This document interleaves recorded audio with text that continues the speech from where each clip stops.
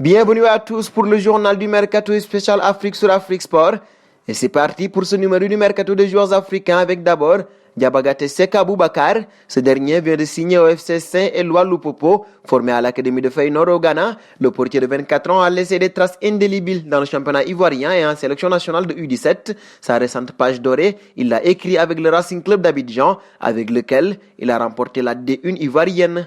Un pas vers Choupo-Moting désormais, parti libre à l'issue de son contrat. Eric Maxime n'a pas terminé sa mission avec le Paris Saint-Germain. En effet, l'attaquant camerounais va rempiler avec le club de la capitale. Selon Téléfoot et RMC Sport, les deux parties ne sont pas loin de trouver un accord pour collaborer à nouveau. Il reste encore quelques détails à régler, notamment au sujet de la durée du futur bail. Mais l'optimisme reste de mise pour le Lion indomptable qui a laissé une bonne impression après son entrée remarquée contre l'Atalanta avec le but de la victoire à la clé en quart de finale de la Ligue des Champions édition 2020. Un passage auprès de Boudebouz désormais. Poussé vers la sortie à Saint-Etienne, il pourrait bel et bien faire ses valises. En effet, si on en croit les dernières rumeurs du média sportif qatari Stade Doha, un club local dont le nom n'a pas filtré serait prêt à s'attacher les services de l'international algérien. Âgé de 30 ans, Boudebouz n'a pas réussi à convaincre depuis son arrivée et n'écarterait pas un départ à 2 ans de la fin de son contrat. Il reste toutefois à savoir si une pige dans le golf intéresse l'ancien joueur de Montpellier, Sochaux, Bastia, Betis Séville et le Celta Vigo. De Boudebouz, on passe à El Bilal Touré. En quête de renfort peu onéreux au poste d'attaquant,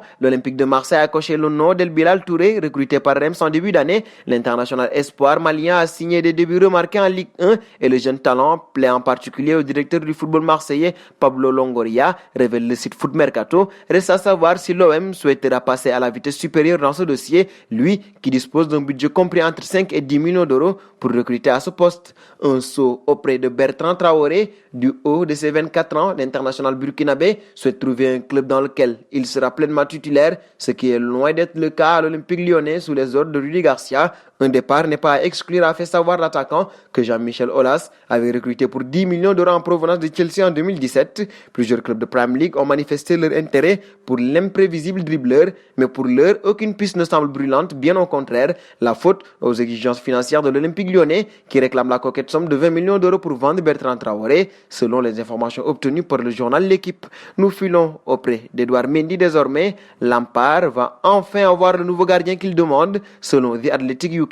Les discussions entre Chelsea et Edouard Mendy se sont accélérées dans les derniers jours et le gardien du Stade Rennais pourrait être officialisé dans la semaine. Rennes demanderait environ 25 millions d'euros pour son gardien.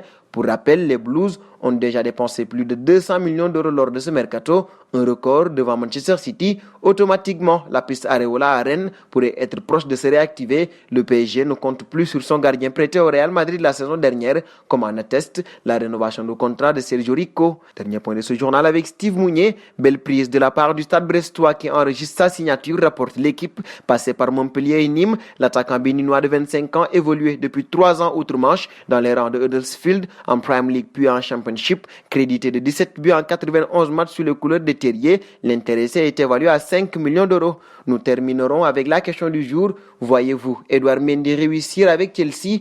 Vos réponses seront entendues en commentaire. Et c'est donc terminé pour ce journal du Mercato spécial joueurs africains. Chers amis internautes qui nous suivez d'un peu partout, la famille Afrique Sport s'élargit de jour en jour. Pour nous aider à faire grandir notre chaîne, n'hésitez pas à vous abonner sur Afrique Sport. C'est pour ne rien manquer du marché des transferts des joueurs africains.